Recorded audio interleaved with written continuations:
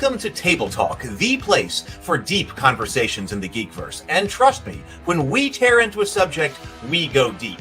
I'm Heath, and I'll be your host. Each episode, I'll be talking with one or more creators, authors, illustrators, publishers, or other movers and shakers in games, TV, books, movies, or other areas of the Geekverse. Regular guests include Douglas A. Burton, the author of Faraway Bird, a multi-award-winning historical fiction novel of the Byzantine Empress Theodora. He's also the author of The Heroine's Labyrinth, an alternative story structure to the hero's journey that often occurs in stories with feminine heroes. That structural framework frequently comes up in our analysis of story. Brianna De Silva, she's the director and co-writer of The Cultists, a Lovecraftian comedy mockumentary-style web show here on YouTube, and the author of The City of Reckoning, an epic fantasy novel of political intrigue, the ethics of war, and young love. Cameron Pasha is a screenwriter, director, novelist, and was a writer and producer on the series Kings, a producer on NBC's Bionic Woman, and a co-producer and writer for Sleeper Cell. He's also written for the CW series Nikita and Roswell, New Mexico. He's been breaking news from inside Lucasfilm, Disney, and Hollywood. His analysis and commentary have become very popular on YouTube. We regularly meet to discuss and analyze stories, and when we do, we dive into graduate-level seminars on story structure and writing. Come on in and let's go deep. And when I say we're going deep, I mean you'd better bring your hard suit. Other guests have included Lou Anders, the author of the Thrones and Bones fantasy novels, Once Upon a Unicorn, the creator and publisher of the Norengard RPG, and the author of Star Wars, A Pirate's Price, the book that explains why the Millennium Falcon is on the planet Batu at Star Wars Galaxy's Edge.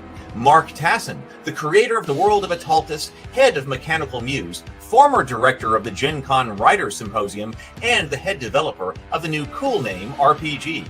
Let's see, who else? Bond. James Bond. Well, not James Bond. Not yet. Maybe soon, though. But I have interviewed Jamie Stegmaier, the founder of Stonemaier Games, crowdfunder extraordinaire, and publisher of many hit board games like Scythe and Wingspan. Brian Colin, sculptor of the world of Revelo Monster Busts, and the creator of the vast, grim, dark horror RPG. Ajit George, the Dungeons & Dragons author. We talked about game writing, education, and his contribution to Van Richter's Guide to Ravenloft, and the development of the Journeys to the Radiant Citadel. I am Hela, Odin's firstborn, the commander of the legions of Asgard, the rightful heir to the throne, and the goddess of death. Well, actually, that interview got rather spicy, so I think I'd better just keep that one to myself. Kate Wilson, a YouTuber, actress, host, and prolific geek guru who's now working to make a new show dedicated to the world of tabletop gaming a reality. So buckle up and get ready for a wild ride, because it's time to explore the worlds of tabletop gaming, sci-fi, fantasy, and all of geekdom through the eyes of those who are making things happen. Atomic batteries to power. Turbines to speed. Roger. Ready to move out.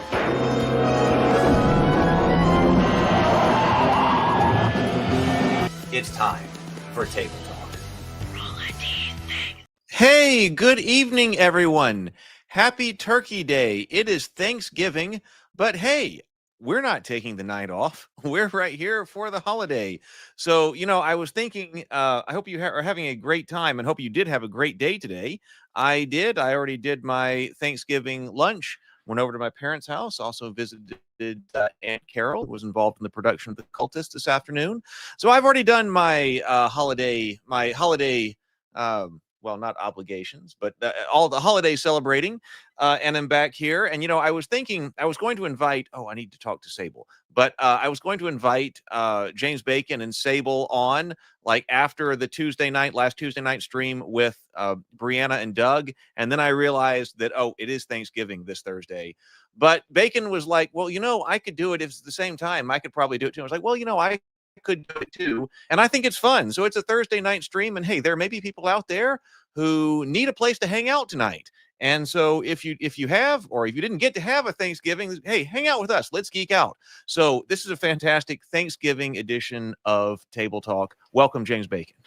Hello and happy Thanksgiving, everyone. Thanks for joining us. Yes, thank you very much for being here. So I know you got a lot of notes to cover on Arcane. You said I do. We do have a lot of notes to cover. And do you want to just dive in?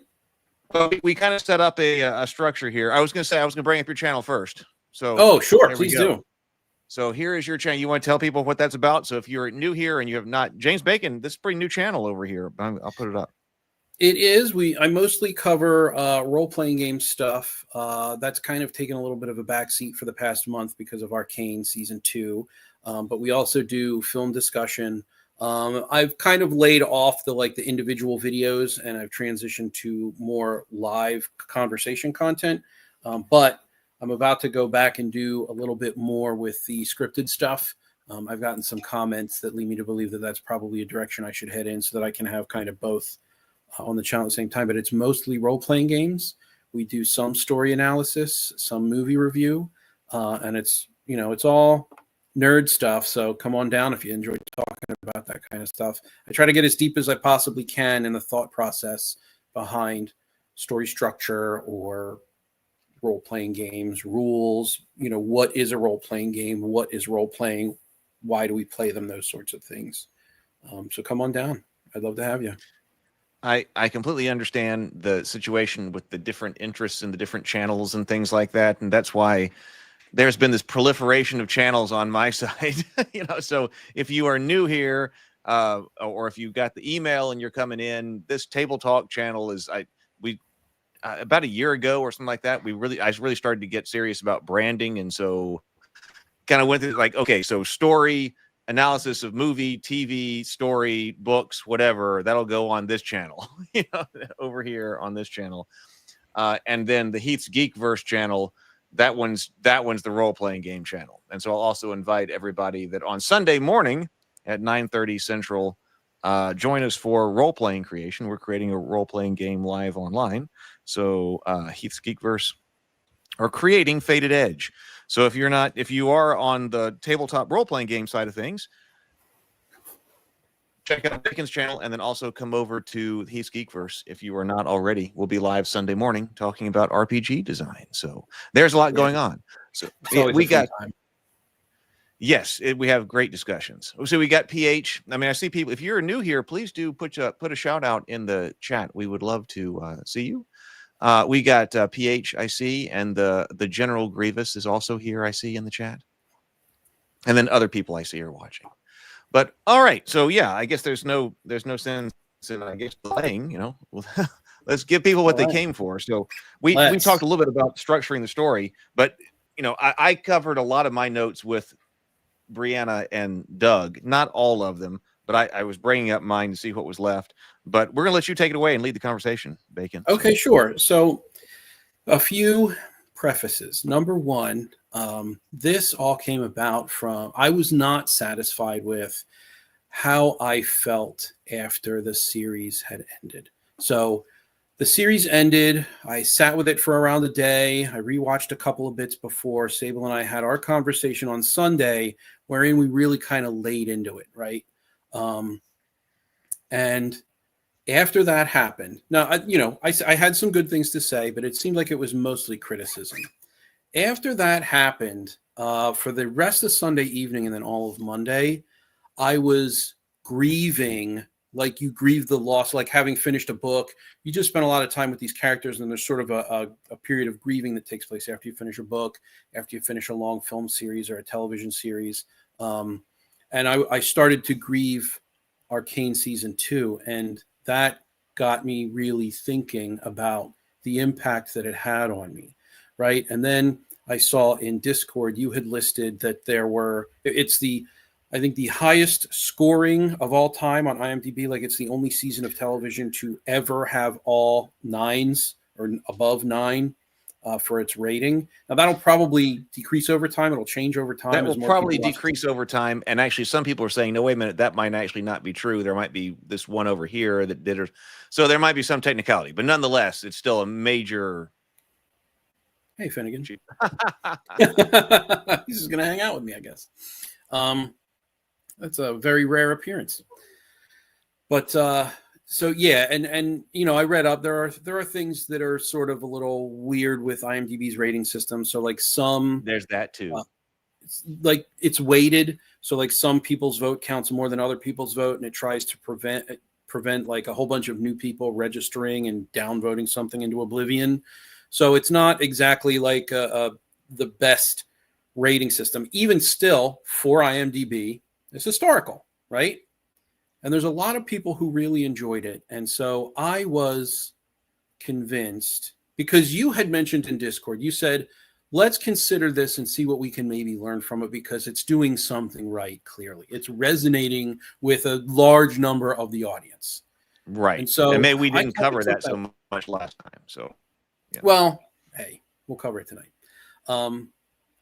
But like, I wasn't satisfied with disliking it or not giving it the due that it deserved. And so I really started to look at it, and this is so bad because it's going to end up crashing. So I really started to end up looking to it. What did I like about it? What did I not like about it? How do the things that I like measure up to the things I don't like? How are they integrated within the structure of the story? How are they integrated within the plot?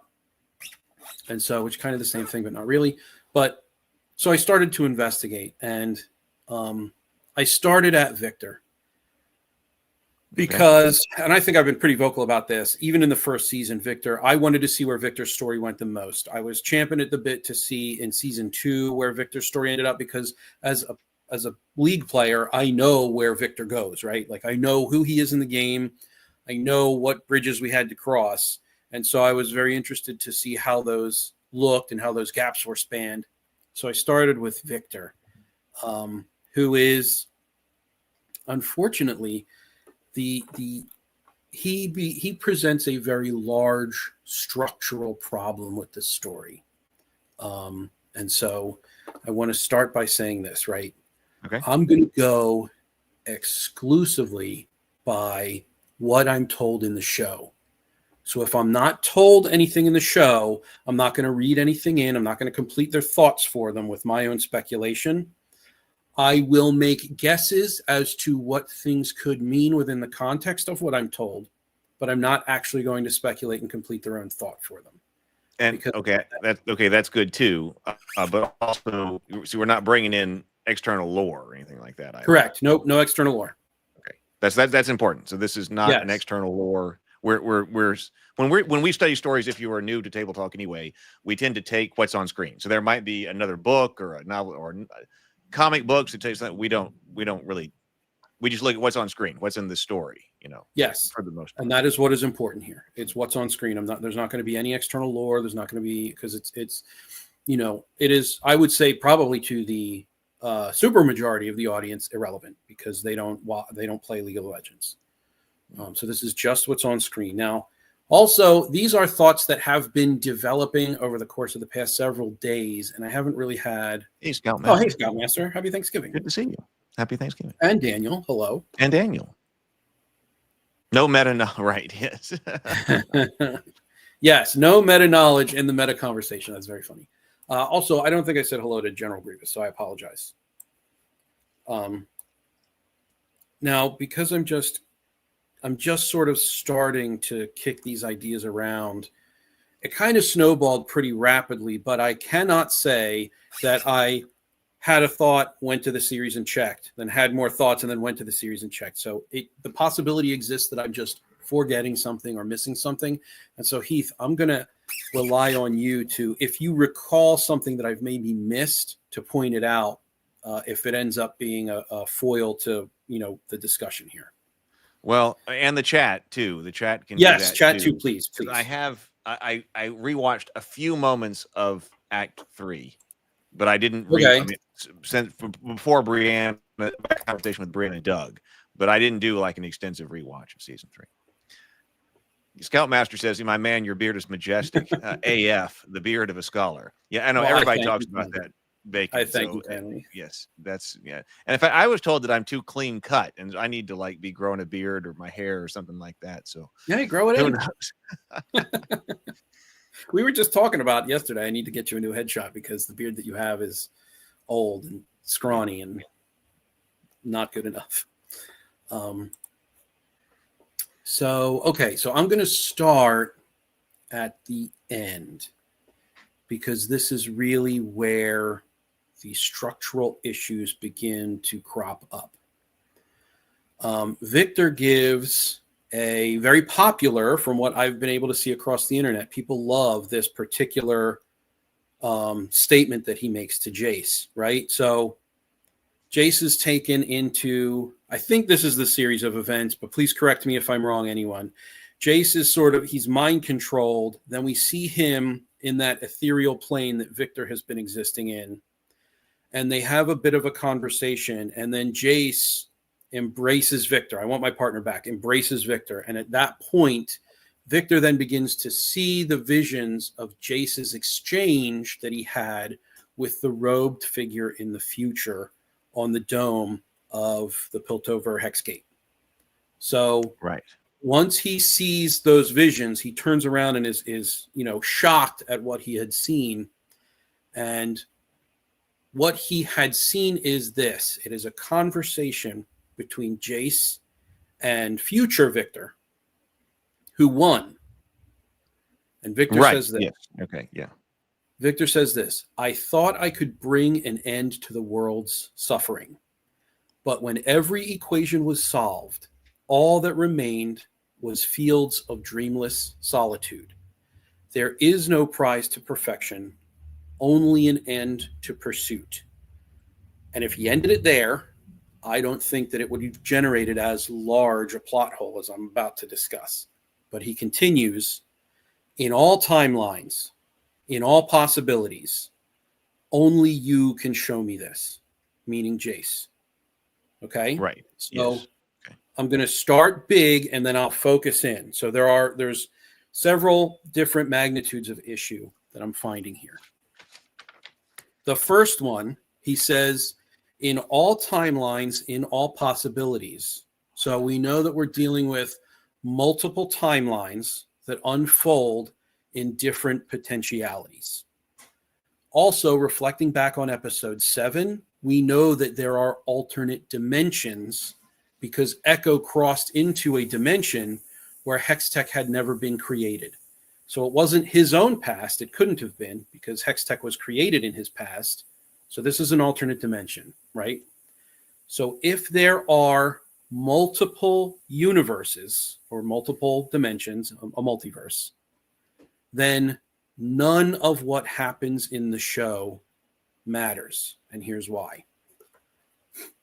Infinite universes means infinite victors who both ascend and who do not ascend based on whether or not he's able to develop the Hextech core, right? This drops the stakes through the floor. Because if in this universe or an infinite number of universes we're dealing with victors that have ascended, there is an equal number of universes where he has not ascended.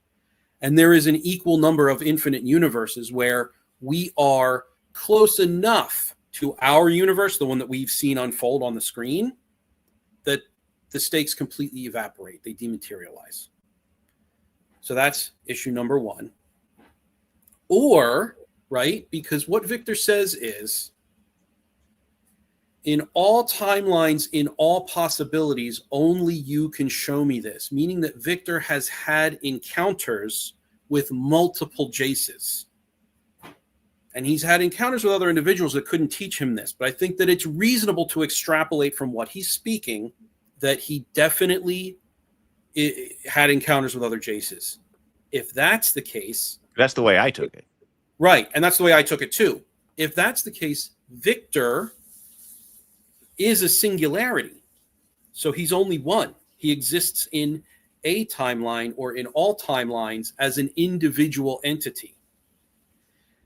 And if that's the case, then what that means is, because this is the timeline that Victor is in and ascended in, then this is the only threatened timeline, which means that it still doesn't matter. The stakes are through the floor again, because there are infinite timelines in which this never happens, right? Now, we can sort of make that one is a little tenuous, right? If Victor's a singularity, because if there are infinite universes, then it stands to reason that I guess it's possible that Victor exists, but I can only go by what's in the show, by what's presented, right? And what's presented is that either there's an infinite number of victors or there's only one.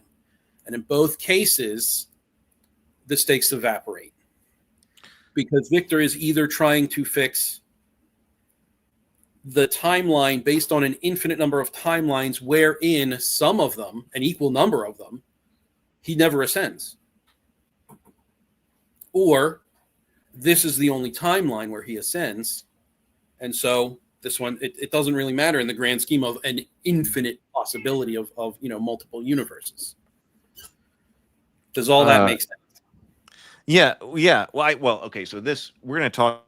You want to talk about Doug's destabilizing story elements quite a bit, and there seems to be, later on, that you had some commentary on that, and I think this relates to that absolutely. The idea of multiple timelines, universes, destabilize, because like this is the kind of stuff that I see talked about on Reddit. That's like, how does the timeline work and stuff like that? But I hadn't seen that or hadn't thought about this. That okay, you're right. It does seem this is another deified character, which Doug was talking about. That it did seem to me like he was aware of that one Victor was so deified that he was aware of all timelines. Yes, that's what it seemed like for sure. And it seemed like to me, that is what it seemed like to me. I didn't pick up on all of the ramifications of that, but that seemed like it was to me. And so it seemed like to me the Marvel kind of way, the Marvel movie, very hand-wavy. Infinite War. That okay, there's where the sorcerer, Doctor Strange, says, I have examined all possible timelines, and the only way that this happens, there's only one in which we're successful. I thought that's what Victor was saying too. There's one in which I'm successful. That's a possibility, but again, if we're dealing with infinite timelines, so like, because Doctor Strange was viewing possibilities wherein Thanos was present. Now, we're also only dealing with a single timeline in Marvel movies, right? As outlined by Tilda Swinton's character.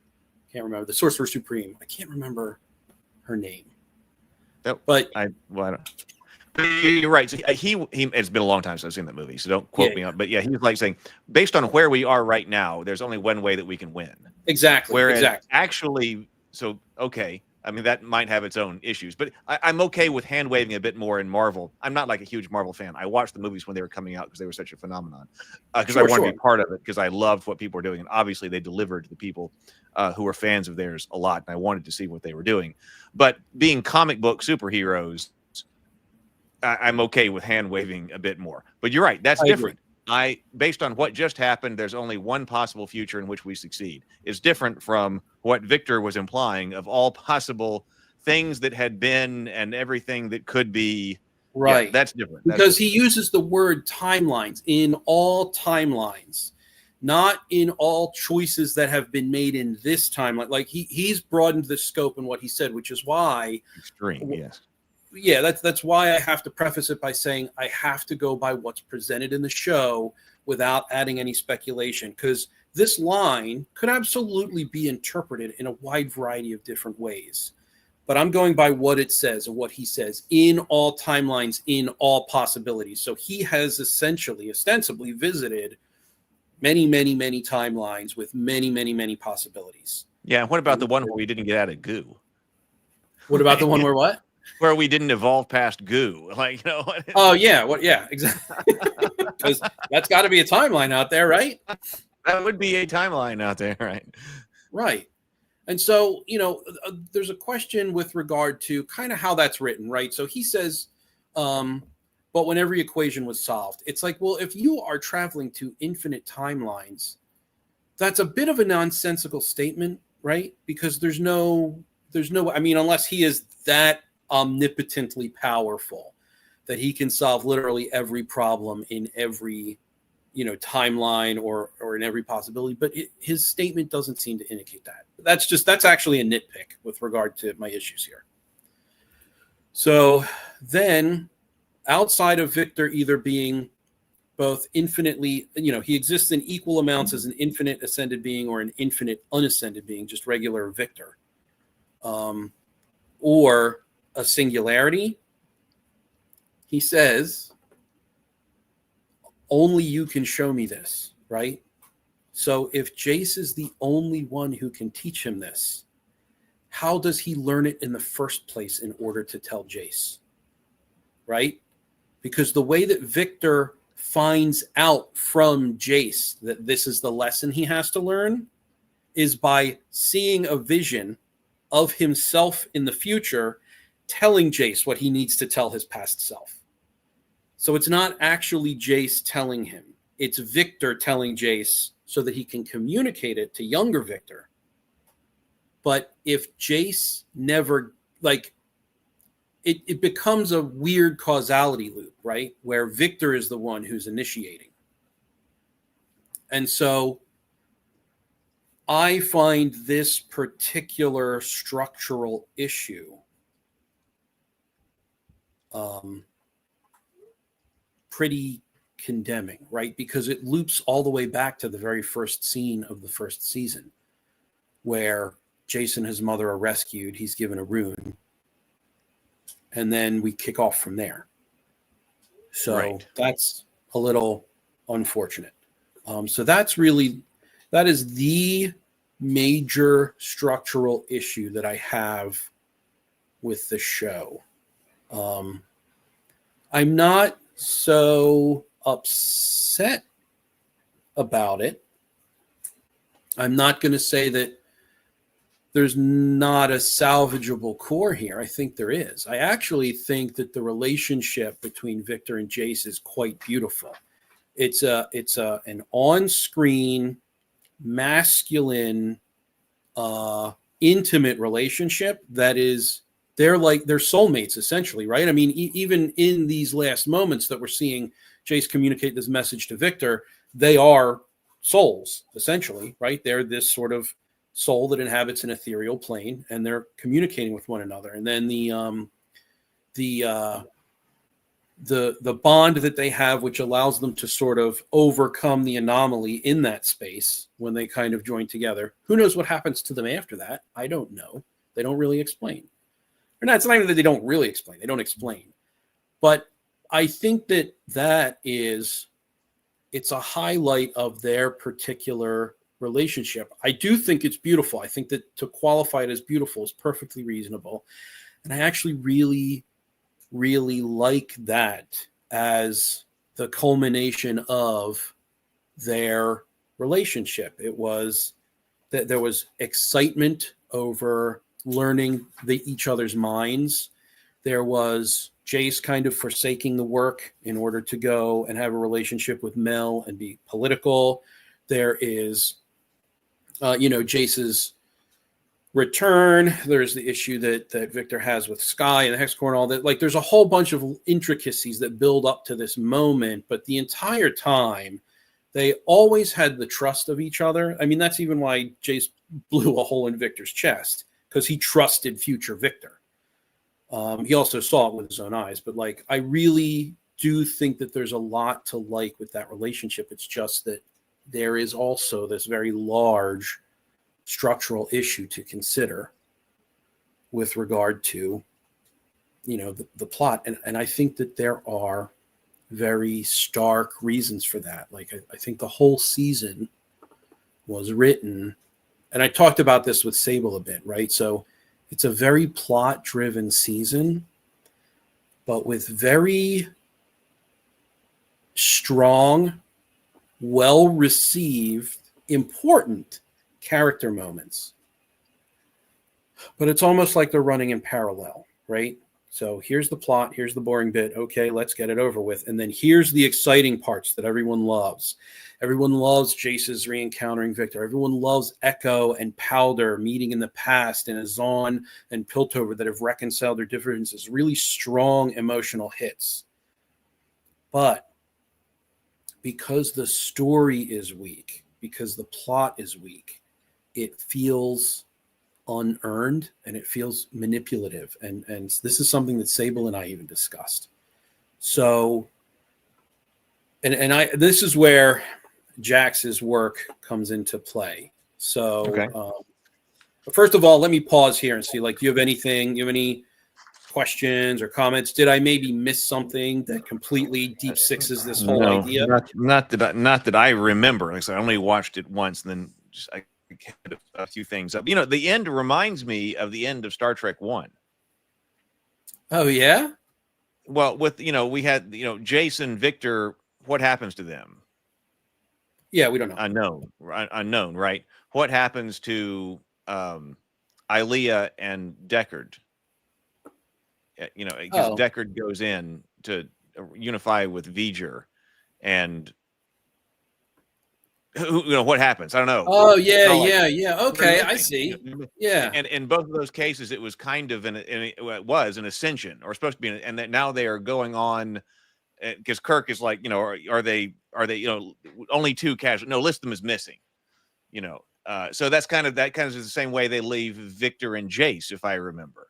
So I saw parallels between the end of Star Trek 1 and what happened to Jace and Victor. Oh, well, that's very interesting. That's actually very interesting. Scoutmaster says Jax, the Arms Grand Master. No, not Jax from League of Legends. Jax Griffin, a good friend of mine. Jax, who has a doctorate in film, specifically with regard to poetics. And I'm referencing their work momentarily. But I was given a caveat.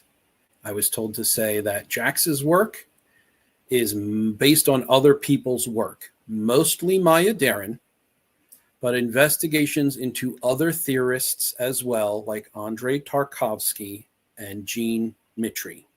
So I was expressly told to give you that, to know that Jax's work is based on these academics. So what Jax and I discussed was how the story is weak, so it feels like a manipulation. And Jax actually gave me 2 graphs. So if I could, I'm actually going to separate this out. If I could share my screen, if that's okay with you. Yep. So we're going to go to not slides and PDFs. We're going to go share screen. Yes, I get it. And then we're going to do, oh gosh, what is this called? 9K equals share. There we go. All right, let me bring it up. Yep. So you can see in this graph, it's a hastily drawn graph from like Microsoft Paint. But as we were discussing,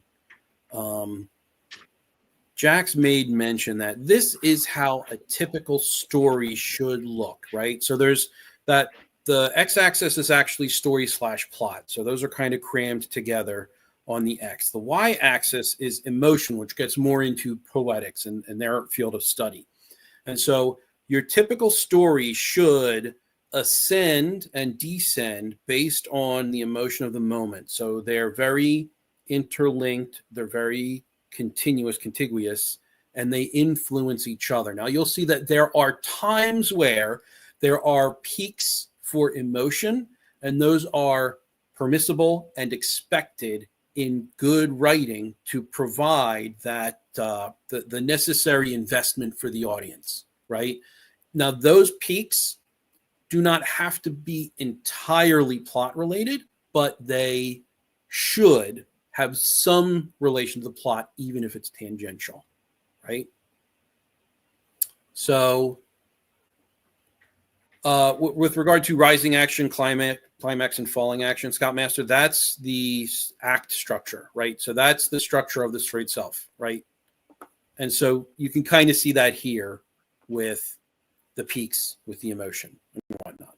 So that's the emotion is the y-axis. And now I have another graph to demonstrate what, so let me actually change the sharing that I'm doing. Okay, we'll take that down. So yeah, go ahead and take that down while I figure this out. Stop screen sharing. I wish it lets you share more than one thing at a time, get prepped more than one thing at a time, but it doesn't. Okay, and then this one, once you get it up, is more along the lines of what I saw when I watched the second season of Arcane. And okay. based on some reactions, this is what other people saw too. I feel like, Heath, this is what you saw. I know this is definitely what Sable saw. I think Brianna saw this at least in the final act, and I think Doug saw this the whole way through as well. So this is a situation where we have a weak story and a weak plot because we're questioning all these things about the timing of certain elements and why is it important that Echo go back in time? It's not really important. The only important things that we get there are the development of the Z drive, and there was one other thing, I can't remember what it was, but like that's all that we get out of that entire 45-minute long episode was just the Z drive, which is the only thing we needed. That's the only substance that we get out of it. Exactly. Right. That's the only substance that we get out of it. But the emotional hit from seeing what could have been, the relationships that could have come out of Hextech never being invented are very, very strong hits, and they're very high spikes on this chart. So we have a very low, I'm not going to say quality, I'm going to say low impact story, low impact plot with these incredibly huge spiky peaks for the emotional hits that we're getting. And as a result, because the emotion is so far removed from the actual story and the plot itself, it feels unearned and manipulated, right? So I love episode 7. I absolutely loved it. And when I first talked about it with Sable on the channel, I definitely had issues with it, and I definitely called out the problems. We only get that Z drive as a matter of substance from this episode. But I think that it is an incredibly effective emotional hit. I also mentioned that it unfortunately did feel manipulative because all of the relationships that we see, and let me go to my notes. So episode 7 it's just reinforcement, right? Can we take this down, or do we still need this? Oh no, go ahead and take it down. I'm finished with it. So what we get out of episode 7 is reinforcement, right? So if I asked someone who had seen only the first season, how they think the world would have looked had Hextech never been created, right? And obviously this would have to be someone who is extremely well-versed in the beats of the first season. So we'll have to assume that. I don't think it's all that far a cry to see Echo grow up into a science savant. I don't think it's all that far-fetched that we would get someone to say that his relationship with Benzo, I think that's his name, Benzo, his father, extremely strong, extremely loving. The guy's very proud of his son. I don't think that it's far-fetched at all to say that Echo would get emotionally involved with Powder, right? So this whole episode is just a reinforcement of these shadows of ideas that we had from season 1 because it's a tragedy, right? So they had to sort of show us in season 1 these relationships as they maybe could have been, glimpses, if things had gone differently. And now they're just shoving it in front of our faces, which is very emotionally satisfying. But as far as the plot goes, it's manipulative, provided the beats that we get laid out in front of us. Now, that in and of itself is not a structural issue, right? Like, I'm not saying that Victor's the speech that Victor gives and the subsequent reasoning that falls from that is structurally Swiss cheese. It's just full of holes.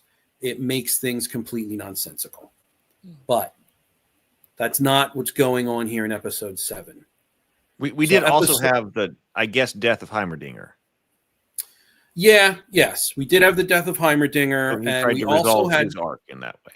We also had, I would say, another thing that's important from this episode is Echo's realization that he did actually give up on Jinx, which is why when he comes back through time, he's not giving up on her. And he's constantly rewinding time in that moment of her self-deletion. I don't want to say something that could get the channel in trouble. But in that moment, and he keeps rewinding time by those 4 seconds to prevent her from going through with it, is an expression of him not giving up on her, because he's now been told by Powder, you've never given up on anything or anyone that I've ever seen.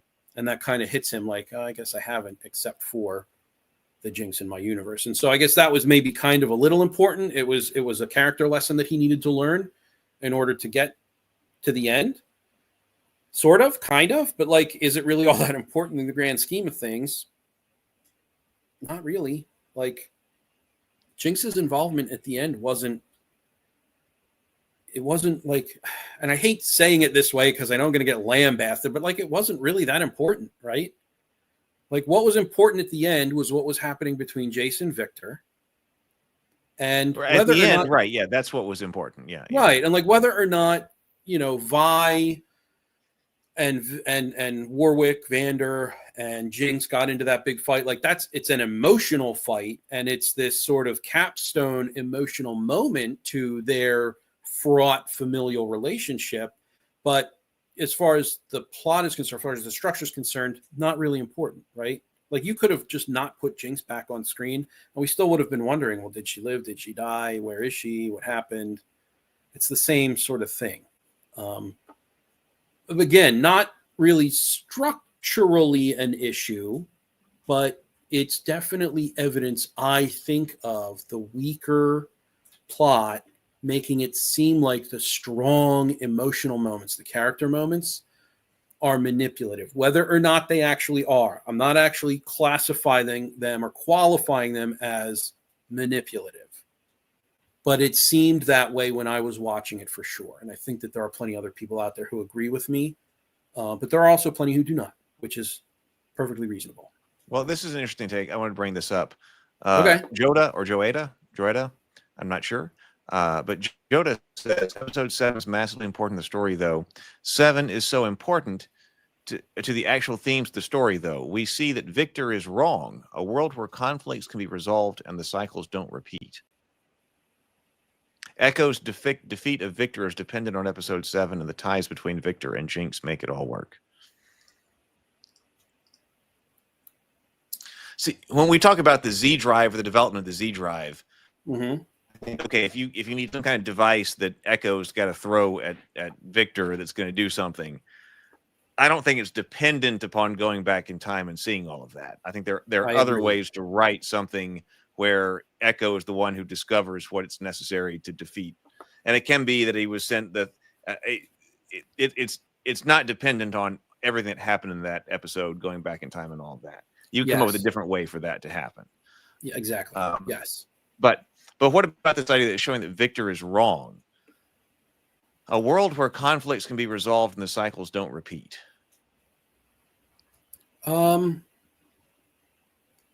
I don't think we get enough information from that single episode to know that conflict has ended and the cycles are not repeating. They're just not repeating in ways that we've been shown, and they're not repeating in familiar ways that we've seen throughout the rest of the series. So I don't think this actually proves Victor wrong necessarily. I think what it does demonstrate is that if Hex Tech was never invented, that, Victor would never have ascended. And so if he does go back in time to give Jace these runes, like, why is he even doing that? If the object is to make sure that Victor never ascends, that he never wins, so that he doesn't effectively purge Piltover of all life and quote unquote solve the equation, then why is he not just avoiding giving Jace the rune, right? If Jace is that important to you, go back in time, save the kid, save his mom. Don't give him the rune, because that's what sets him down this life path of an investigation in Hextech. Within the context of the story, I know that there is sort of ancillary lore, but it seems like the stronger decision for Victor is to not give Jace the rune, because that solves the problem. That prevents Instead of- Hextech from being created. Right. Which is essentially the episode 7 world that we see. So that's what would happen. Now, Vi is dead in that universe. And I don't know why Vi is dead in that universe. It could be that Victor did give Jace a rune in that universe. It's just like, it's a whole weird thing, right? Because in the first season, the reason that Vi lives through the explosion is because Jace comes to the door, right? So I guess in this universe, extrapolating from there, the reason that she died is because Jace never came to the door. So if Jace never came to the door, did he die in the blizzard? If he died, whose office is this? And how was there research enough, right, for Echo to be able to collect the shards to be able to develop the Z drive from? Like it when you begin to really drill down on these things, it becomes, for the plot, very holy and difficult to reconcile. I'm not going to say it's impossible. There are plenty of people out there who are perfectly fine reading into what we've seen. And I take no issue with that whatsoever. I guess you could, well, I mean, I guess, and I have not thought about this in this much detail, but I mean, this is the kind of stuff that we're talking about, a disruptive story element. Yeah, that people are going to sit here and spin their wheels on. And of course, that is talking about the story and you know, talking about Arcane and talking about the franchise. But yeah, I guess I thought that Victor had given the rune in that world. But it's not clear. Come to think of it, now that I'm it's very see, and that's so that's the issue. Yeah, go ahead. I'm sorry, I didn't mean to. Well, you're right. Because I had said, and it was not exactly true what I said last night, even though I clipped it. But that okay, we're looking at a world where Vi is dead and everything is better. But it isn't exactly that everything is better because Vi is dead. Right. That isn't exactly what was going on. Although you could be forgiven for interpreting it that way. That if she had died in that explosion, then that would be the case. Because yes, it is the case that Hextech is never created, and the person directly responsible for the creation of Hextech is Jace, and he does this because he gets the crystal. The rune. Right, because he's fascinated with magic. Oh my gosh, I just got teleported. It's magic. I've never experienced magic before. Here's this rune. I'm going to research this until I'm able to, give it to the people, quote unquote. Right. Well, I don't know. It's not.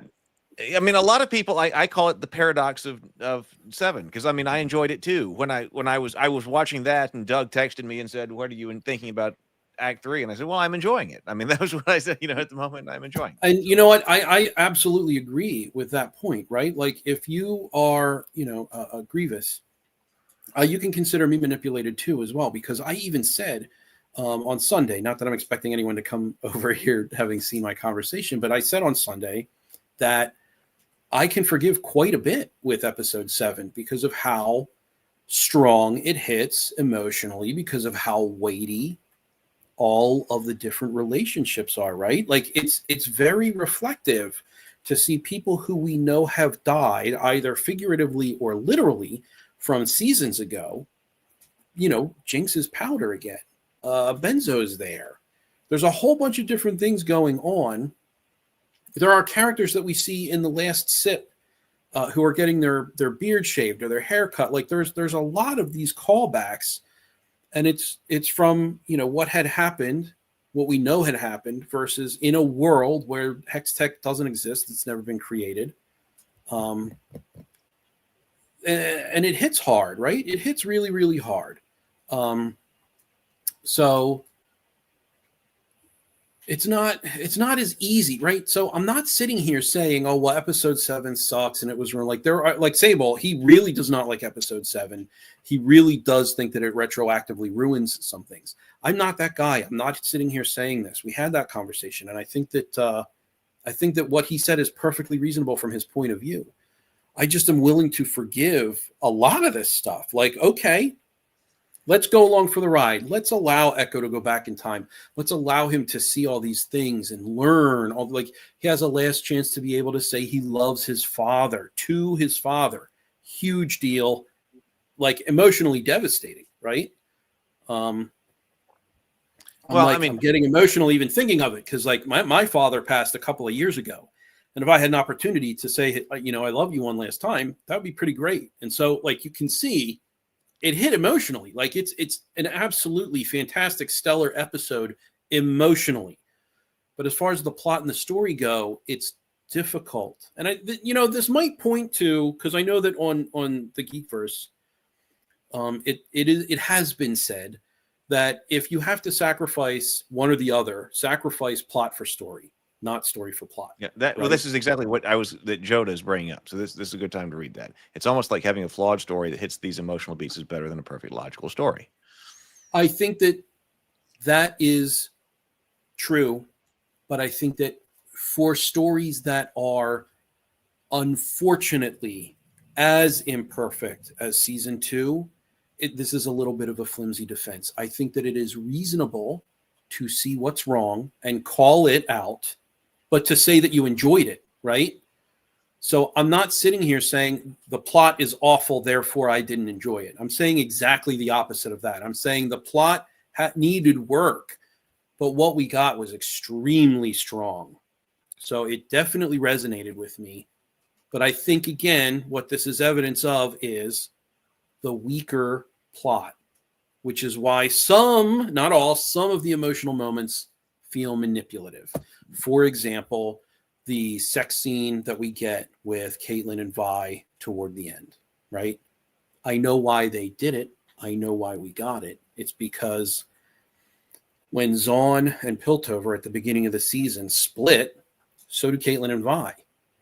And then the whole rest of, and this is a microcosm, so the whole rest of the season, we are seeing the troubles that Vi and Kate, at least when they're together, when they're close to each other, we see Caitlin and Vi experience these issues, right? But at the end, when there's an external threat and Zaun and Piltover, first of all, Zaun itself has to unite, right? All the Chem Barons have to unite with each other because Zaun is already fractured. But they reunite and then subsequently reunite with Piltover. That's when we get the emotional reunification of Kate with Vi. And I get what they're trying to do. It's just really awkwardly placed at the beginning of a very large, intense, very serious, very important battle. So like, it's those sorts of things, right? It's not that they're not good. It's not that people won't like them. It's that there's some odd pacing. There's some holes in some places. And so if you're able to forgive that, then it's awesome. And, but if you are unable to forgive that, then it's not so awesome. And I said at the top that this all came about as sort of an endeavor of mine to see what I can forgive, because I do genuinely want to like it. And I did genuinely grieve it when it had finally ended. I said like a long book or like any other TV series. So I do miss it. There was something to it. I did love it. It's just that I'm not willing to be dishonest, right? So I want to call out the things that are wrong because we can learn from those things. And Joda, go ahead. No. That was it. You can go to Jonah. Well, I was going to point out that we also on this channel have used the difference between plot and story, and I think which is what you're also getting to here. That if you do you want a perfect logical plot and then and a worse story, or you take if you have to choose, or do you take the better story even though there may be some plot holes and the plot doesn't exactly work? That we think you take the story. And we've said that I think I've said at least a great example I think of that is Star Wars Return of the Jedi. I think today, if Return of the Jedi came out, we'd be very critical of it. But one of the reasons that we were not, especially in the age of the internet, but that one of the reasons that it is still a good movie, despite its plot flaws, is that it still hits all of your story beats, your emotions, which you're talking about right here. And so Return of the Jedi is an example of that. And I also agree, Jacob, that in general, we've talked about some time travel stories here on this channel. Doug and I went deep into Terminator and also Star Trek 4 as good time travel stories. But in general, yes, I agree. I think there is one good implementation of time travel, maybe two. Okay. Jules Verne would be the maybe second one, the time machine, because there's really no. That's sort of the birth of time machines in literature and storytelling, and so I would include that for the sake of, posterity, invention, and whatnot. But I think that really the only good, solid time travel, and it's not even a movie about time travel, it's a movie with time travel in it, is Harry Potter when Hermione gets the time turner, right? Because it is completely seamless. She turns the time turner to go back a couple of hours to take her classes, but she has to be standing right where she was when she initially rewound time so that the timeline can continue uninterrupted. And I think that that is an extremely smart, very effective way to do time travel, right? Otherwise, you're absolutely flirting with disaster.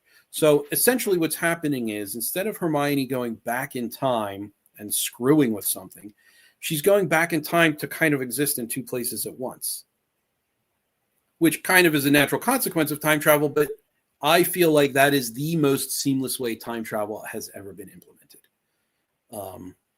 Well, it's been a long time since I've seen that. I know Bashi was like, "Hey, did they ever come back to that time turner?" But the time turner, no, they don't. It's a one-off in the middle. I can't even remember what book it was in. Okay, well, I might have to look at that one again as far as a great single one-off instantiation of time travel. Yes, and it's it doesn't have very it doesn't have, like, Rowling never tells you what the structure to the time travel magic is or what the rules are. It's sort of implied in its use. Like, Hermione is cautioned, only go back this far, don't go back any farther, make sure you're standing exactly where you were when you first used it so that no one notices that you were gone, that you were traveling through time, so that you don't sort of create any issues with the fabric of time. And it's, even though it is merely implied, the rules, it's a strong impression, and I think that it works really well, again, especially because it's seamless. So that's my example of a good time travel story. I want to come up with another example about why other things we could do with episode 7, but you don't even think Terminator is a good example of a time travel movie?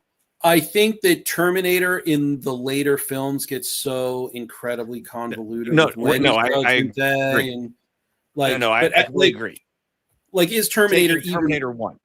Right. Okay, but is that even really a time travel movie? It's just some robot that comes back in time. Maybe it could be a robot from a warehouse. Like, but it's a great movie. I love it.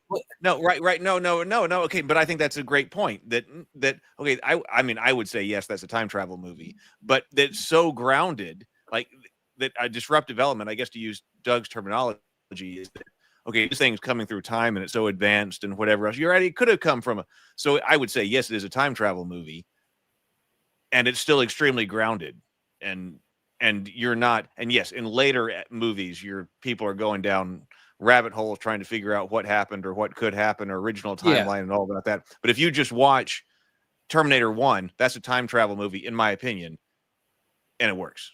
If Terminator 1 is a time travel movie, then yeah, it's great. I think that it works. Okay. It's great. Yeah. But that hinges on whether or not you consider it a time travel movie. Personally, I think I would. I played devil advocate there for a little bit, because it's,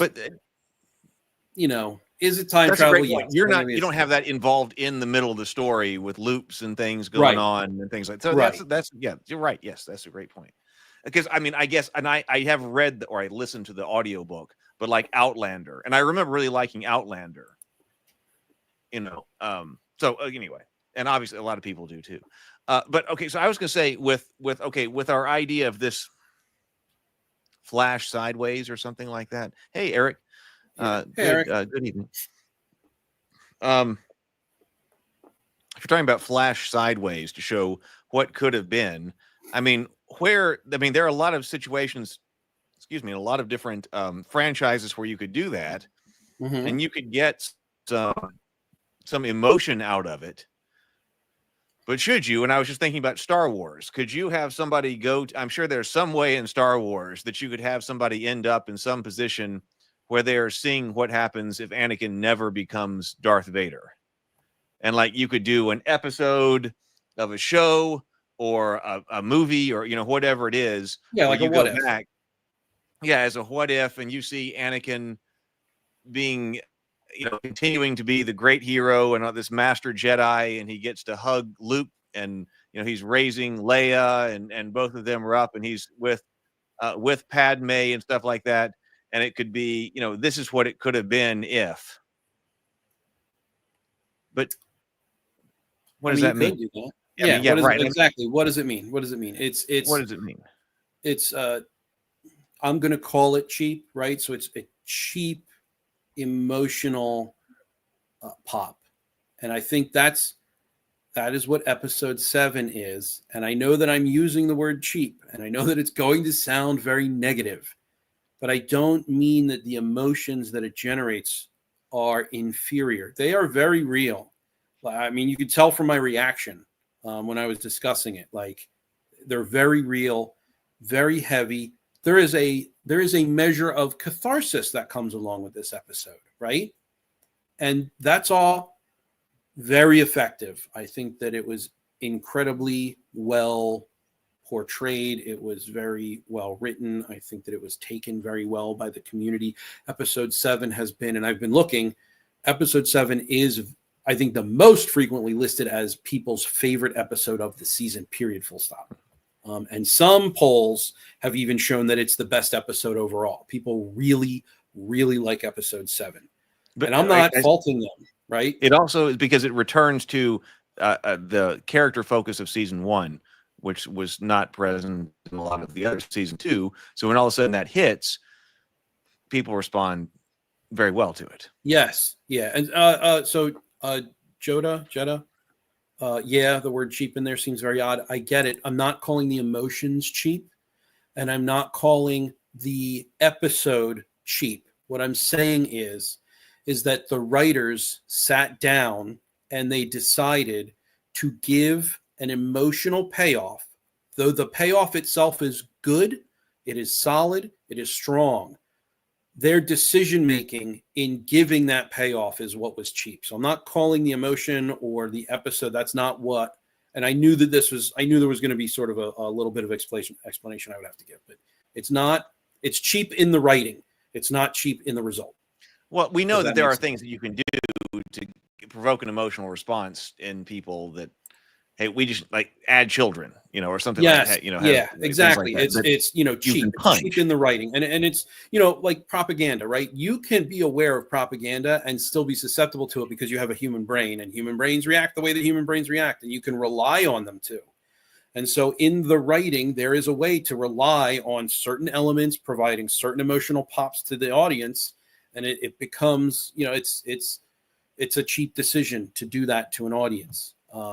So again, I reiterate and impress very strongly. It's cheap in the writing, not in the reception. Here is an example I was thinking of where you get an episode 7 situation that didn't land as well, but it's basically what they were trying to do as well. And that is Star Trek Generations, when Picard enters the Nexus and he is immediately confronted with this idyllic Christmas with his family, his wife and children that he never had, and also his nephew is alive. Overall, that one didn't hit as well because I didn't really know overall that Picard wanted all of that, although he was dealing with the death of his nephew and he's alive. Right, like we know about Renee from the series, right. But we didn't, there was none of that. Like we didn't get that. Right. In the series, but it's still trying to do the same thing. Okay, wait a minute. We're going to have Picard wake up, and we're going to have an idyllic version of him in a flash sideways or a version of him in a flash sideways. That's if he never decided to become a starship captain, and he's living this idyllic life. That, like I said, that one hits weirder because you don't know exactly, because he seems like he always wanted to be a starship captain. But nonetheless, so my point is that's an execution of an attempted same thing, but one that doesn't land. But they're trying to do the same thing. Yeah, I would actually like to address this next comment by Joda. Does cheap mean easy? No, cheap means unearned. So, does cheap mean easy? So. Is it easy? Yeah, it usually is easy, but that's not what I'm talking about. What I'm talking about is when you sit down and instead of giving us the stepping stones in the story to get to that emotional height for the payoff and the release.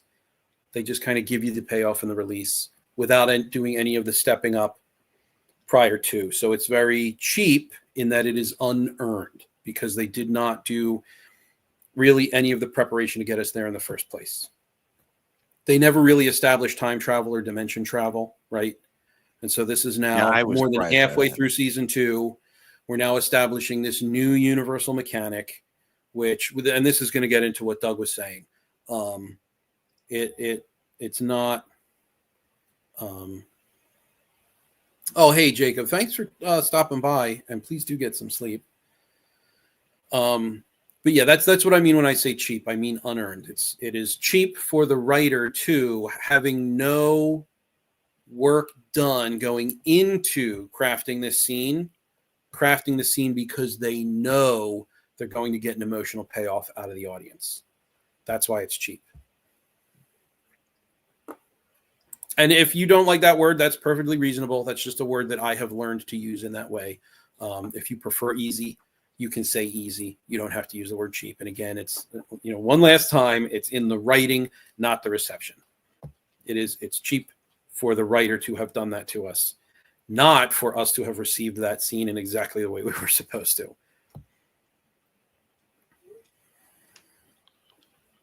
All right.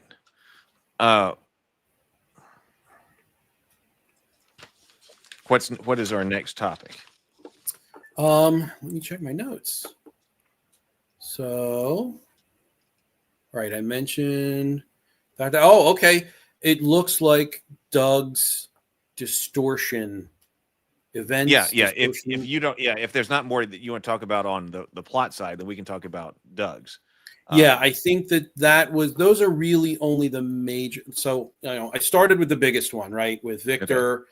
And it definitely causes a sort of cascading issue with regard to the plot. I think that there are some there's some difficult issues to get over with regard to how that was handled. Difficult to get over. That doesn't mean you can't. That doesn't mean that they are not forgivable. Much is forgivable. Much is forgivable. I'm just being honest in my assessment. Do I still love the second season? I think at this point, after doing this much thinking about it, after allowing myself to sit with the emotional impact and allowing myself to sit with the intellectualizing I've been trying to do about it, yes, I think it's safe to say I do like it. I think I will go back and rewatch it, which is a 180 that I'm pulling, right? I said, maybe I'll go back and watch a couple of scenes after I first watched it. But no, I think that I will watch it in its entirety. I just will be honest about it when I'm watching it because it definitely is flawed in the plot and story department, I think. So that's where that is. But now we can get to Doug and how incredibly wrong and dumb he is. I'm kidding. Well, I know. I was like, say you want to have a section of this where we can clip like, are Doug's disruptive story elements stupid? This guy thinks so. Don't do that to me with him not here to defend himself. This jerk thinks so. That's pretty funny. I agree with what the General Grievous says. And I think that what Brianna brought up on your stream, your discussion, was 100% relevant. And these are things that Sable and I mentioned. I think that the story needed to possibly be reordered.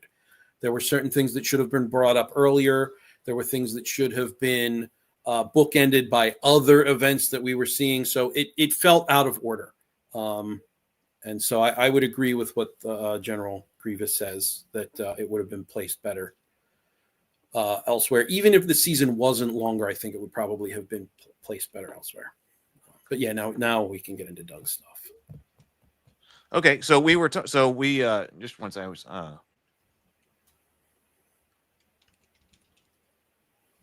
so we were talking about yesterday, 2 days ago or whichever it was.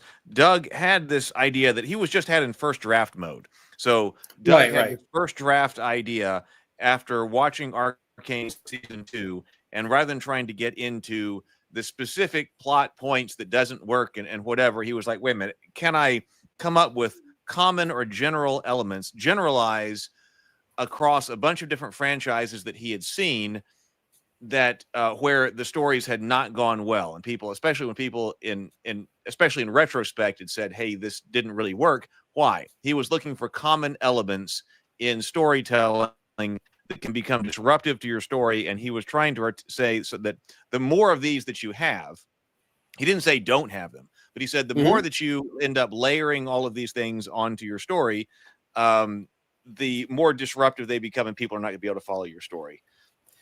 I think in some cases it was also a crutch. I think in other, I don't know if we brought this up exactly, but in some ways that, okay, the more of these you add in, the more you're just adding crutches to the story because you didn't actually ground, I think, would be his word to the story. So, all right, take it from there. So I don't necessarily disagree with him. However, I think that what he's driving at is a singular, it's a singular issue, right? So he wants to talk about, or did talk about, time travel or secret societies or godlike entities or these other types of issues or events or devices that you can write into a story that causes the audience to be disrupted, right? So really what he's talking about is suspension of disbelief and internal logic, or more specifically, consistent internal logic. Right, consistent internal logic and consequence, and consequence. Yes, and the suspension of disbelief. So that's why when you do something like bring up the Black Rose and Wild Runes and time travel and a godlike being who has ascended from a character that we saw, grow up essentially in the first season, it becomes difficult to take unless you have the time to establish the logic of these events and allow the audience time to suspend their disbelief. I can tell an audience that the universe that they are about to watch this story in can behave in literally every single last way he describes as a disruptive event. But I have to do it early. I have to establish an internal logic to those elements, and I have to not break my own rules. I'm the one writing the rules. Why would I? You can't break the rules that you are responsible for writing. And so right. Yeah, I agree. That's what it comes down to. It's not really the issue that he was seeing isn't with godlike beings. The issue that he was seeing wasn't with time travel. The issue that he was seeing is, why are you introducing it so late without any rules whatsoever so that I can't suspend my disbelief well enough to agree with the internal logic of your setting? We weren't given that, right? It's literally just, okay, here's this, here's the Black Rose. Well, what is the Black Rose? Is the Black Rose an organization? I don't know. Is the Black Rose some sort of magical disease? Because when we first saw it, it was a literal black rose growing on someone's face. Is that it? Is it some sort of weird magical affliction? We didn't know. And I think that it was a sort of an effort to read mystery or write mystery into the setting.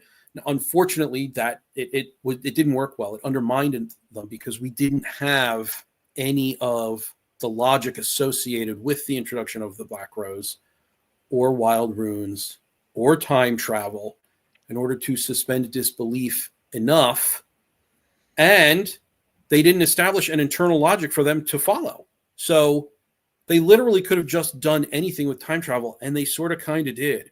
They went to different dimensions. They are inadvertently creating singularities in Victor and multiple timelines, multiple possibilities, multiverses. They accidentally sort of, some of it was intentional. They actually say very late. But very, very late in the story, there was nothing really for the audience to grab onto to engender that suspension of disbelief, because there was no rule by which we could measure what was happening on screen, because they didn't give us one. And so I think ultimately that's what the issue that Doug was experiencing was. It's not necessarily that having a Messiah character causes this problem. or that time travel causes this problem. Time travel is an extremely sticky issue with regard to the suspension of disbelief, because it becomes just too world altering to manage frequently. Because if you could just travel back in time, and fix the problem. Just do that. I don't think that I would have considered something like the Black Rose to have been on something that would have appeared on Doug's list. I think the Black Rose appears as a weird element of the story for different reasons. Because I thought it's an organization of sorceresses or something. Okay, that's basically the conclusion. And I may be misremembering what he said as a distortion event. I did thought that he mentioned like secret societies or something like that, but I that could be just a wrong assumption on my part, and I'm happy to cop to that. Well, to me, the problem with the Black Rose is that I don't really understand what it is. Yes, by the time it was all done, and I kept waiting for them to explain more, even though the deeper you go into the story, I'm like, man, I really need this explanation before. But yes, in general, if you asked me what the Black Rose is, I would have said it's some kind of organization of witches that has something to do with Noxus and is trying to run the Ambessa out for some reason or something. So that's very vague. So to me, that's okay. You've introduced this and it's just vague and we don't understand what it is. So I don't think that would have made Doug's list, and I could be wrong too, because he was just articulating a first draft. Yeah. But when we're talking about, okay, what is your story going to involve? Okay, it's going to involve God characters. Okay, it can involve God characters as long as that he used the idea of central to the story, make it central to the story. Somebody just said in here as well. Like General Grievous. If it's going to be that, it needs to be a central premise of the story. Yes, agreed. And if you say, hey, I'm going to have time travel, but I'm also going to have alternate universes. So I'm time traveling alternate universes. And some of my characters are gods. These are things that it seemed to be. These are things that remove the story from our human experience.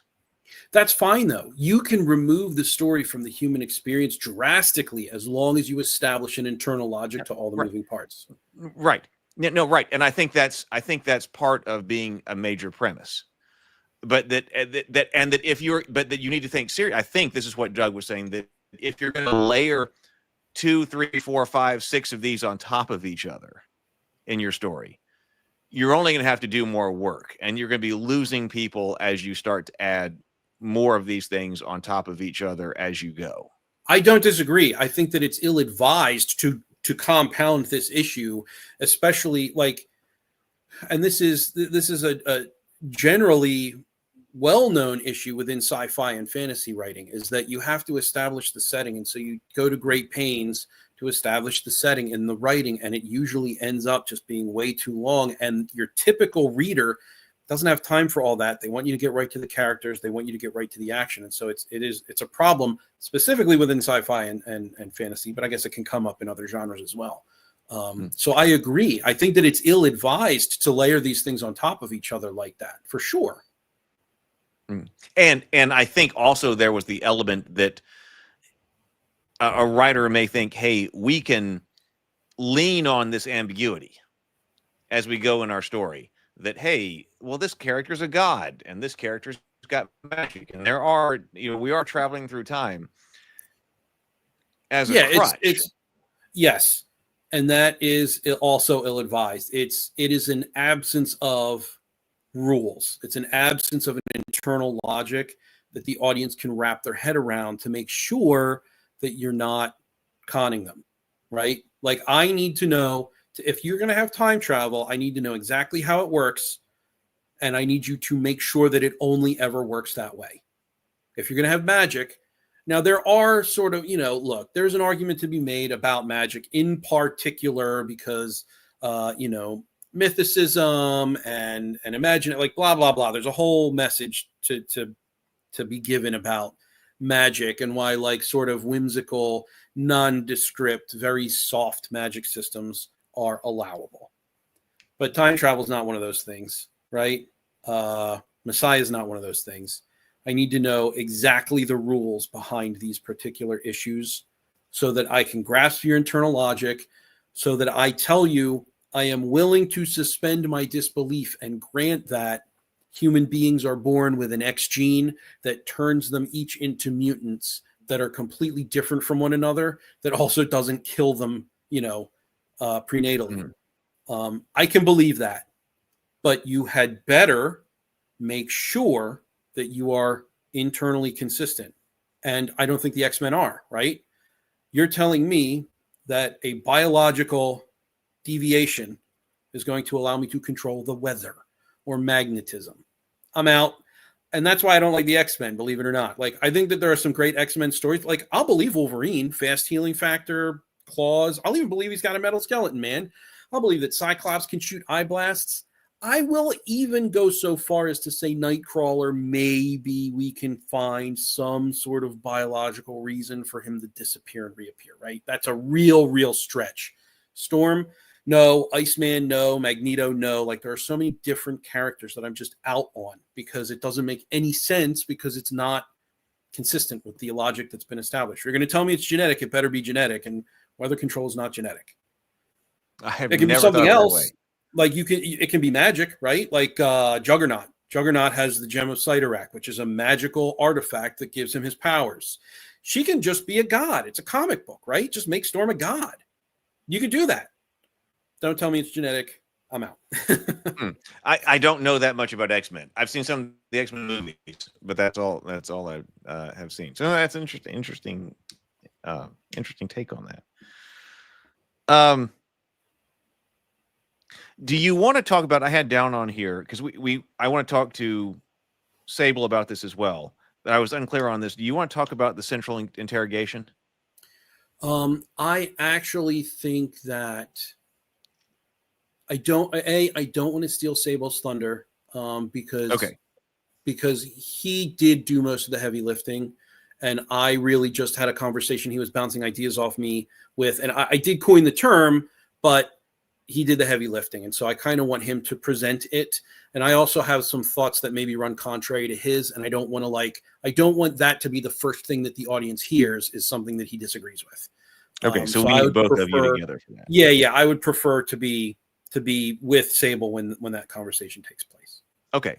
Well, then we will have you and Sable on together to talk about that, because So this is a term that we've used on here and has to do with theming. So, or at least I thought it had to do with theming. So we'll find out. I think that it very much has to do with theming. I just think that, well, I'm not going to get into it. Okay. I think it definitely has to do with theming. Yeah. Okay. Well, are there what else do we need to cover? I don't know. I think that I've said everything that I need to say. I think that I've credited Jax appropriately. I think I've credited Jax's work appropriately with regard to the other individuals whose work Jax pulled from. I hit the big one at the top, which was Victor and the time travel. Victor, yeah.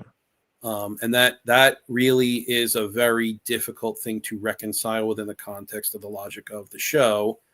But people are going to be able to forgive that, Some people, when they watch a movie or they watch a television series, they're watching it for the emotional impact.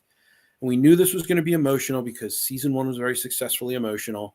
I would just argue that season 1 was also successful with regard to story and the plot structure. So this was less successful than the first season. God knows it's more successful than some of the other schlock that's out there. But well, and just flat out better. So yeah.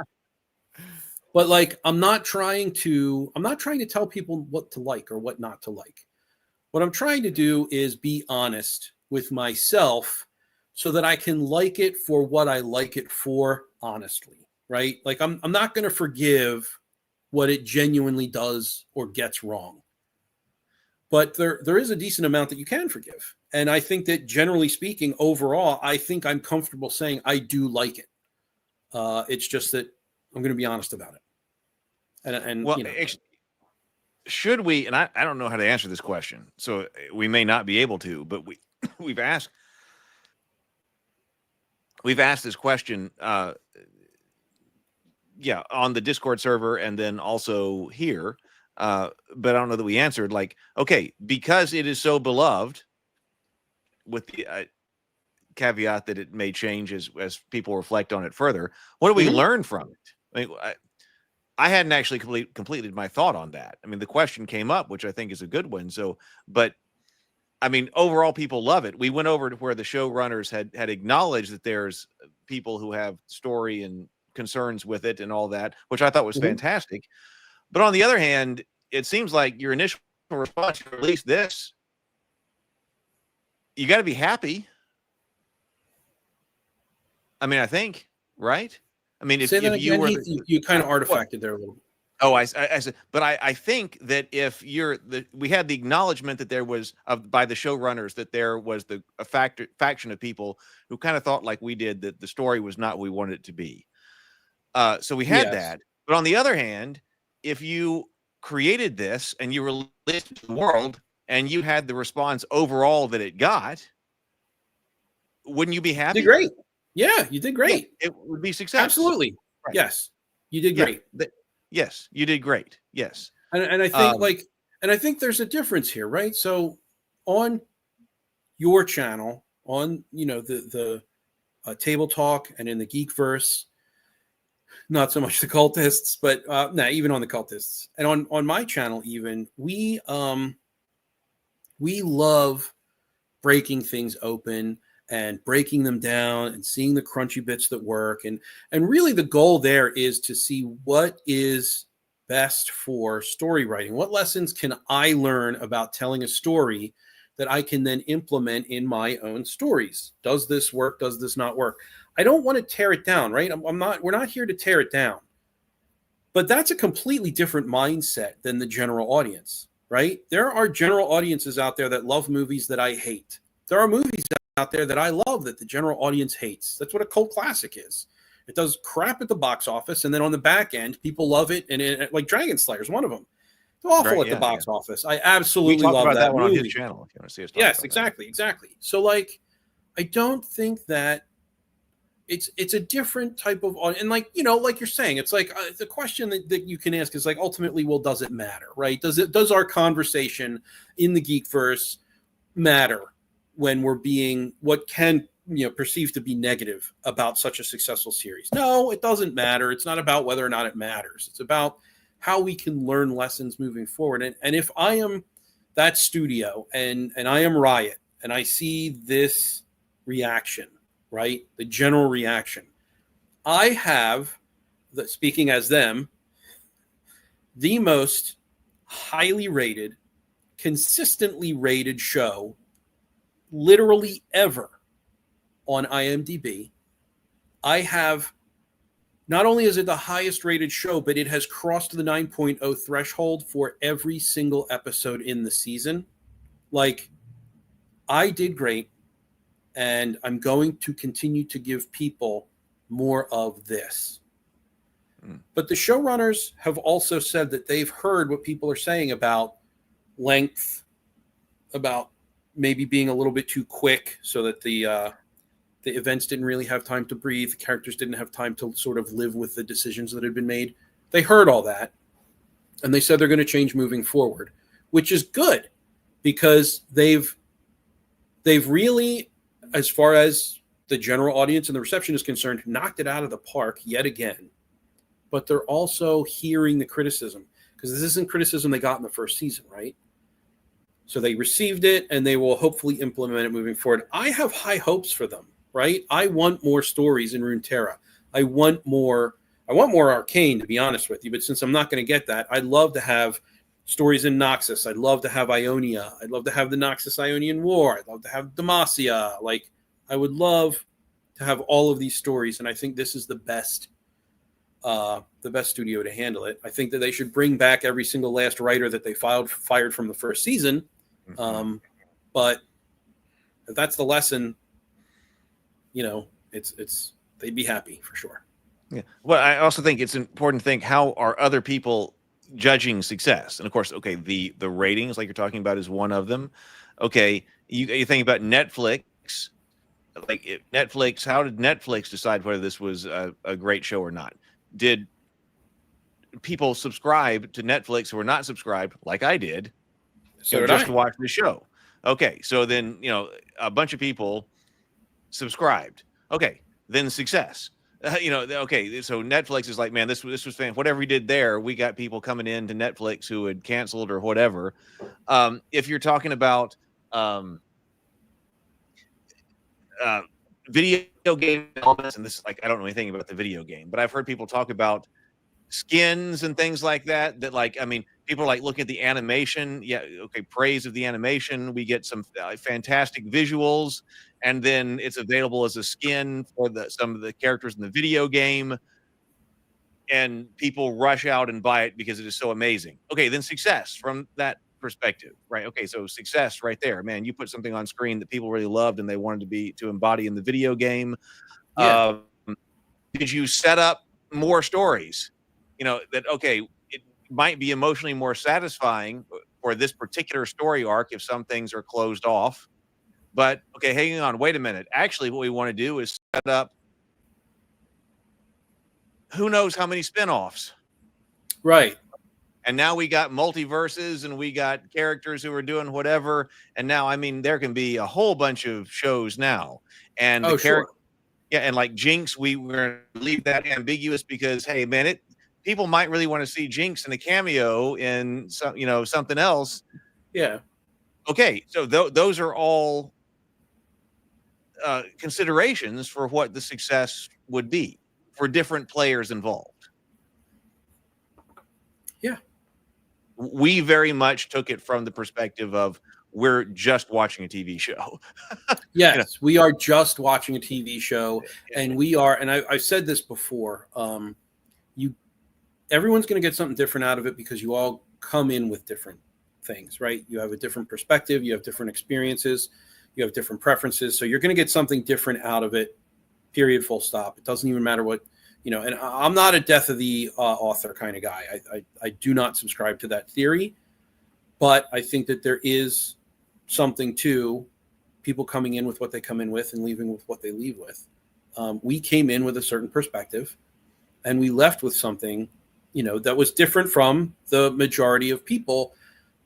But I think that's because we are very aware of how we critically watch film and television. And I think that we are very aware of how we critically dive into storytelling, be it a visual medium or a novel or what have you. And that's a different way to watch. That's a different way to read. It's a different way to experience a story. And so because of that, we're coming out with something a little bit different, right? I genuinely, and this is after several days of thought, it has been on my mind quite a bit, especially because of the whole grief thing. So as I'm grieving the end of this show, because I'm going to miss it, I'm going to miss the characters, I'm going to miss the situations, I really kind of had to have a serious think about it, because why did it hit so hard if I have all of these superficially negative things to say about it? And the answer that I arrived at is because I did like it. I did love it. I will miss it. I'm just being honest about it.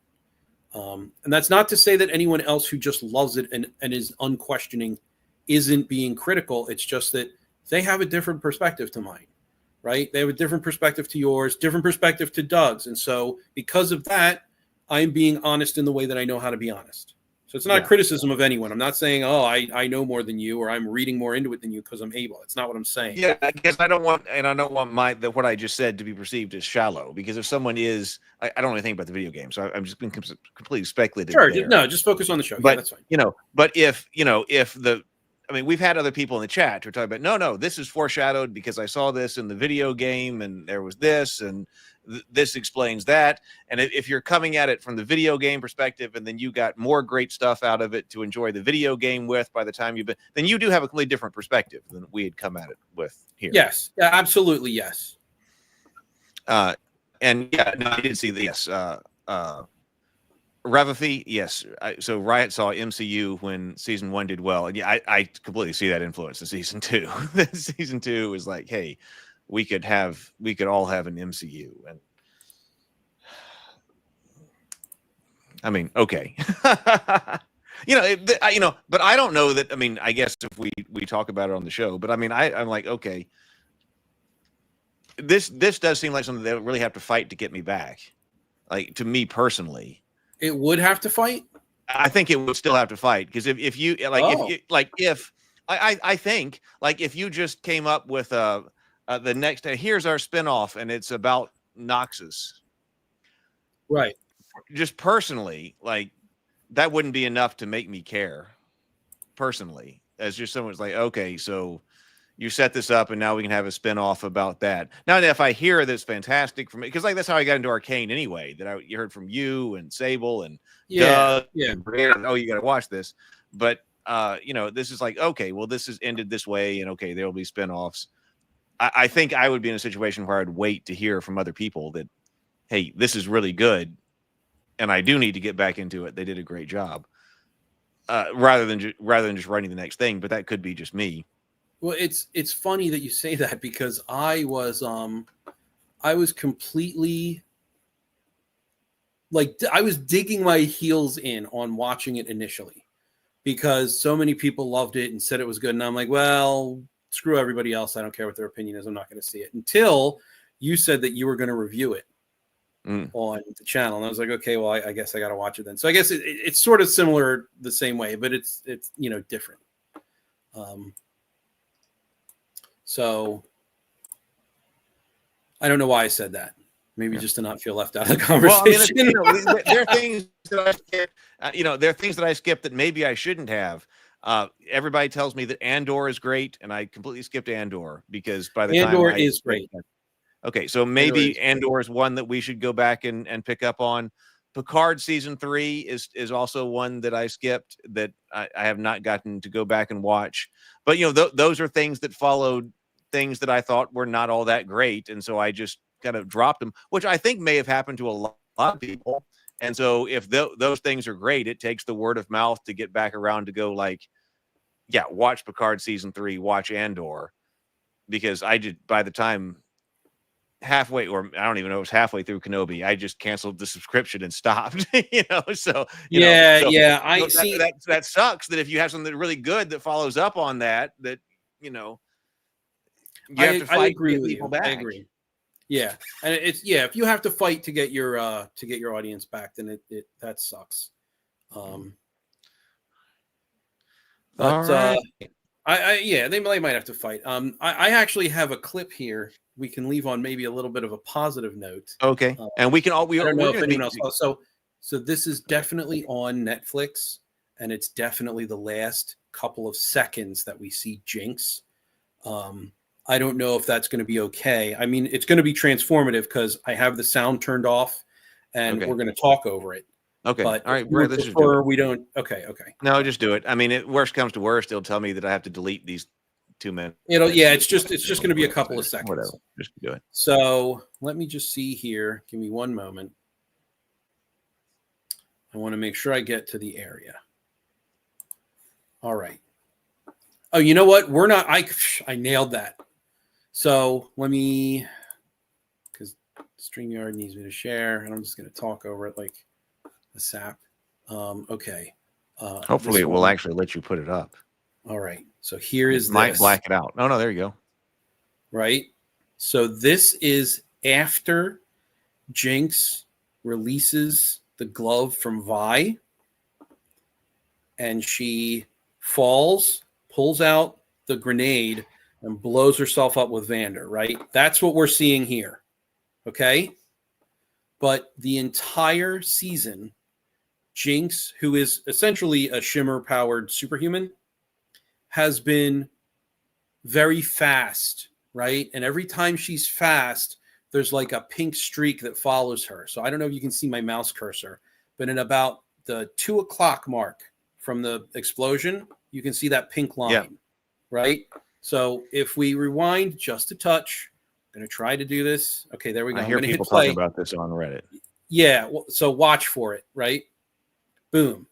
Before the explosion goes off, she's out of there. So I don't think she's dead, and I think they gave us a visual cue to let us know that she's not dead.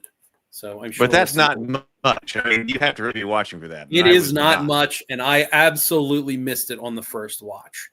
But also, you know, I guess I could tell you some more stuff regarding the lore of the game, like how Heimerdinger kind of evaporated, right? I wasn't sure what he went to do anyway. Like I was not. There was a loose connection, and it was like a Doc Brown kind of, got to put. Yeah. So yeah, I mean, I in retrospect, I thought that was it. So he was ready to go, but he looked out and realized that there was something that wasn't connected, and he had to leap out in order to connect it in order to make the thing go. So that's what said, I was supposed to get out of that. Okay. Yeah. Yes, exactly. He goes, "Be back in a wink," and then he kind of is, torn to shreds. But he's a Yordle, and the thing with Yordles is that they are made of pure magic, and whenever they die, they just reform in Bandle City. So he's eventually going to come back because he's made of pure magic, and he will coalesce again in Bandle City, which is where the Yordles are from. Now, I can't tell you which Bandle City he'll be in, if he's going to be in the alternate timeline or if he's going to reappear in our timeline or what. But, so there's some happy little Easter eggs to look for, I guess, in the series. But, overall, I liked it, and I'll miss it. And I think there are lessons to learn from it, but it's rough around the edges. Yes. And in some places in the core, but whatever. Yes, I agree. So we were scheduled to meet on Tuesday to have another discussion Tuesday night, 7:00 Central, 8 p.m. Eastern. And we were actually trying to come up with what we talk about, because we were talking about Beowulf. What should we talk about? We'll let people know what do you think we should actually talk about on Tuesday? Because I want to cover some more. If you're new here, I want to cover some of the classic ancient stories. I've been going through a bunch of them. We didn't already talk about the Iliad, but the Odyssey. I just went through Genesis and Exodus, the Enuma Elish, the Epic of Gilgamesh. I'm really excited to talk about. So not only modern pop culture things, but I really want to do a series where we get into those things. And Brianna and I already talked about the Iliad, but I'm sure I'll have other people talk about the Iliad as well. You know Beowulf, so we're going to talk about Beowulf. But on the other hand, maybe I was thinking we should hold off on some of those deeper stories until after the first of the year to maybe get word out about. I'm happy to hold off. I'm happy to hold off. I'm not as far into my notes as I would like to be to discuss Beowulf, to be frank. Okay. So I need to make sure that I get that wrapped up. But as far as like Tuesday night and what you want to discuss, I'm happy to talk about. So we could do the Hobbit movies, because the Hobbit book I was going to do, because we're going to talk about Tolkien, and I want Brianna to be part of that discussion because she hasn't especially because she just read it for the first time recently, right? She's reading it now for the first time, or will read it for the first time. So at least she needs to be there. But when I was going to go do the Hobbit, I wasn't going to do the movie. I was going to keep it focused on the book for what's read. So we could do either. Why don't we do the Hobbit movies? Okay, I would love to do that. Would we be able to do that on Tuesday? Yeah, I love the Hobbit movies. It is a holiday tradition. Candace is even giggling because of how much I like the movies. They came out. Yeah, it's riding on wargs, running from wargs with dwarves, part 1, and running from wargs with dwarves, part 2. Okay. This is interesting because I was not a huge fan of the movies at all. I really love the book, so it's good. I want to talk about why you like them. So that'd be fantastic. Yes. Be okay. And I'll tell you what. There's a lot of baggage. There's a lot of external to the film that I really kind of appreciate and read into the films as I watch them.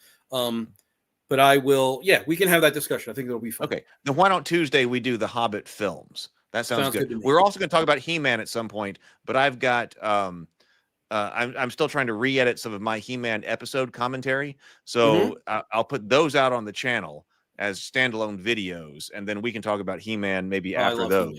So we'll hold He-Man, the 1980s cartoon, and then Beowulf, and we'll do, because I also had just been through Hobbit movies with the nephews again. Not all of them, but they're kind of fresh on my mind because the nephews were watching that, and so I was there watching with them after some games of Hero Quest.